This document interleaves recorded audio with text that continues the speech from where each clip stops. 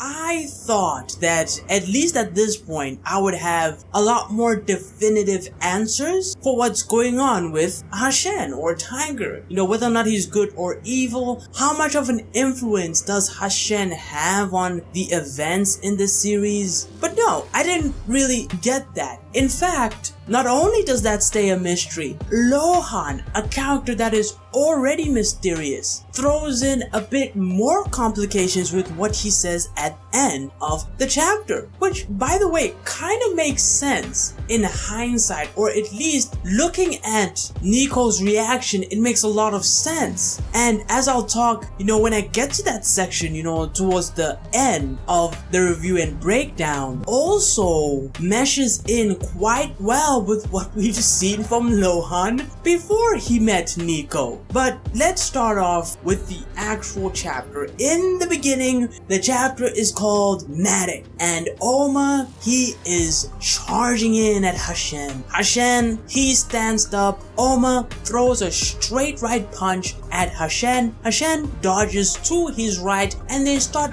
basically exchanging blows. They go blow for blow here. Or more specifically, right, because that's actually inaccurate, they're dodging each other's attacks at point blank range. Ohma, through this brief exchange, he basically comes to the conclusion that, yeah, he could probably go toe to toe with Hushen at this point. And we see Hushen, he throws, a punch. Probably a straight right punch, but we don't exactly see the form of the punch. Doesn't really matter, cause Ohma completely dodges it and lands a clean hit straight on Hushen's face. And not only that, he does it with the flashing steel, the smash variation of the Niko style. And yeah, sends Hushen reeling back up. But Hushen, he almost bounces from that immediately and goes for a straight left punch. And this punch, Ohma manages to block it. It doesn't land clean on Ohma. This is very interesting because there's a lot to be said for Ohma right now. His stocks are looking pretty good, I would say. It knocks him back a lot though. And Ohma's wondering if that's flashing steel, because it was a very powerful attack and it seems like it's similar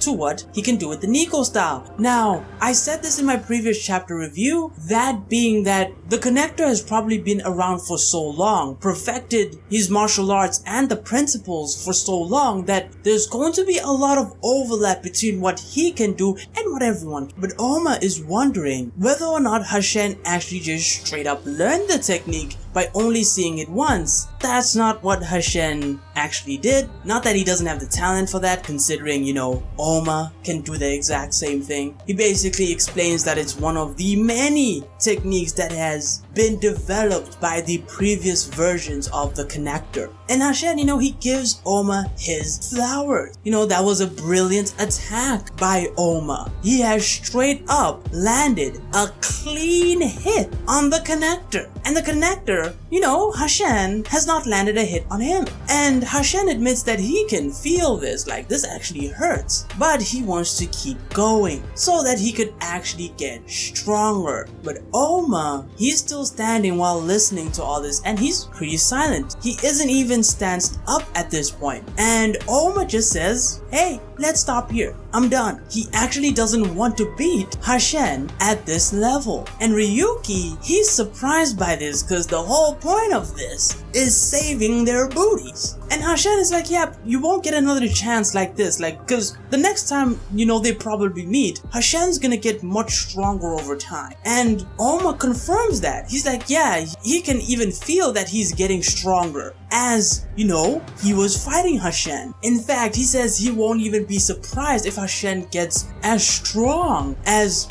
Shen or Wulong or Dragon the next time that they meet. So assuming there's a few months left of the training arc, almost like, yeah, that's kind of what I expect. Like, you're getting that powerful that quickly, which is very interesting because let's say we believe Hushen and everything that he said so far. He's basically a newborn at this point. The fact that it will take him just a few months to get to the power level of Shen or the dragon is pretty impressive. Ryuki's like, then why throw away our chance? Like, why do this? And Tiger, or Hushen, but I'm gonna use the word Tiger for now. Tiger recognizes Tiger is what I'm gonna say. I just want to pull that little pun or joke. He understands why Ohma wants to make things more difficult for himself. And Ohma, he sort of pitches in for the second because he's like, yeah, I've seen how strong Shen is, Luohan. He straight up shook me to my core. He was afraid of Shen, but he also wanted to overcome Shen. This is Ohma's ego talking here. He doesn't want to beat basically an incomplete or half-baked version, as he says in this chapter, version of it. He wants to beat the real thing, full power. He wants to actually overcome the obstacle that's before him. This is great. It's in character for Ohma. I think ultimately it's a mistake because there is cautionary flags around, and this might turn out to be one of the biggest mistakes that he is ever gonna make. Because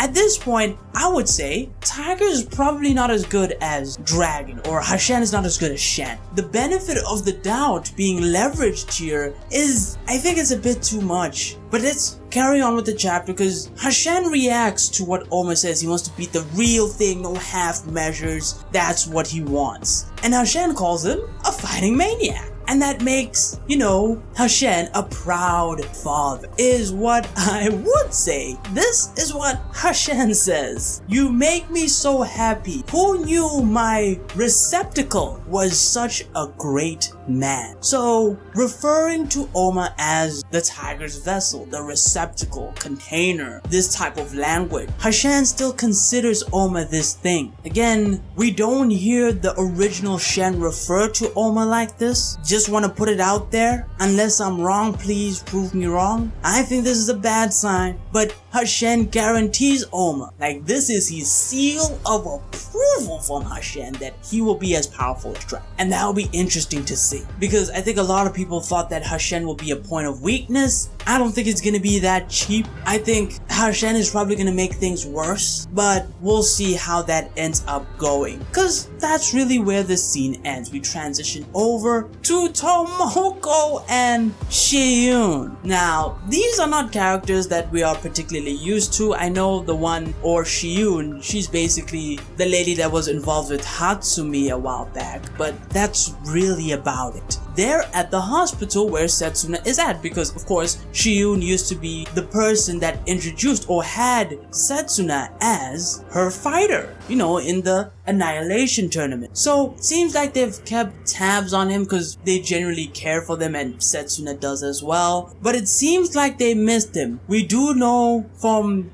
the chapter that I didn't cover, 315, Setsuna ended up getting away from the hospital. Basically didn't take Ohma's offer to basically get a second life, take his golden parachute. He didn't take it. And they're also discovering that he's gone as well. Tomoko wants to look for him. Shio is not so motivated to do that because he knows to give Setsuna his space. We see, a few panels of him in the next page. We're getting a new-ish design for Setsuna. Shion just says he lives a different type of life than them, where it's basically different worlds, and this might be a way of him showing consideration because, the more distance you have to him, the better in that way. Setsuna is a very isolated person. He isolates himself a lot, and that's because he does some pretty bad stuff. He is going around hunting worms, doing X, Y, and Z. Tomoko's wondering if they'll ever actually see him again. Shion doesn't even answer that. He wants to go get a smoke. She's moving on, basically. And let's just dwell a bit on Setsuna, because I never covered him specifically. I think this man is going to die. I think now that he hasn't taken his golden parachute, he's going to die at some. It's probably not going to be to Niko, because if it was, why not have him do it the first time? I think it's probably going to be to the Connect. I think that's the next logical step, because I do remember from the chapter where we see Gayomukaku has passed away, I think it's the chapter right after that, most of the worm members and the worm hands gather together. So you have Yan, you have Gilbert, you have Niko, you have even William was still alive back then, and they were getting out of Gayomukaku's hideout and they were leaving. We see Setsuna was spying on them from that point, and he has his eyes on two characters in particular. The first one is Niko, no surprise. The second one is the connector. And so I think Setsuna knows something about what's going on with the connector, probably more than what most people know right now. I am convinced he knows what's going on with the connector. But those are my thoughts on Setsuna and his fate. I think he's gonna die the next time we see him, or in the next fight we see him in. But that leaves us with the final part of this chapter, which is very short, with Niko finally doing the thing that he is good at, or at least the second best thing, because we know the first one is working at McDonald's. Everyone knows that. But the second is pushing a wheelchair. He has finally contributed to this alliance in a productive way by pushing Luohan on his wheelchair. Wow. Finally, something productive, something useful that this man has done for the alliance. But while he's doing that, he's, of course, asking Luohan, has he gotten in touch with debt dealers, the rest of the branches? What's going on, right? Luohan's like, yeah, about that. It's kind of too late. Tiger got to them first. So there's something very interesting about Luohan saying that, because either he knows it's the tiger from what Niko told him, or he's always known it was the tiger from the very first time, they, communicated or met up, or when he started to awaken. Because there are some people that tend to go with the idea that Luohan is actually the reason that Tiger or Hushen ended up awakening. I ignored this for the most part, but I think there might be some truth to this. Because Niko's confused, because Luohan's admitting to him that death dealers ain't working for Luohan anymore. They've lost 99.9% of the firepower that they have, if not 100% entirely. And Niko's like, that's true, then why does he not seem so disturbed by that? He's not perturbed. Seems like it's a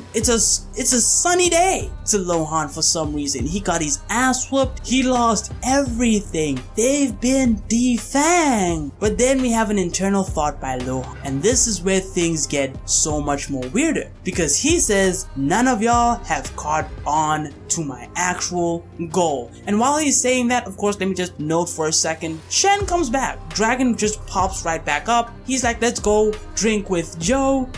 They're moving on at this point. But Luohan has admitted to that he's been lying about what his goal has been the entire time. And this makes sense. This makes so much sense, actually, because notice how the plan has never been consistent with Luohan. It has never been. And I'm not talking about the goal itself. The goal, he's kept that story somewhat straight. I'm talking about when he first talked with Niko, his plan was to basically wait for the moment the connector was about to transfer his brains out and then strike. But then we end up seeing he strikes before that by threatening to take the memories at that point. Then Shen Wulong comes, or Dragon comes, and he tries to, do what he wanted to do. And now it seems like that the approach might change again. Something isn't really right about what's happening here. And if it really is the case that Luohan is the one who awakened Tiger, then I think that this might be some evidence for potentially, although Hushen or Tiger probably has to be a relatively chill person, or at least not evil, because that would imply a third connector. I think it implies a third connector. But we'll see what ends up happening with that, because Luohan knows something that most people don't know. Because conceivably he should have most of what he wants besides, let's say, the connector's life. He doesn't have that. But he has the martial arts memories. He could probably train himself up to just as strong as him eventually. He can do a lot. But if the one thing we all think he wants, that being,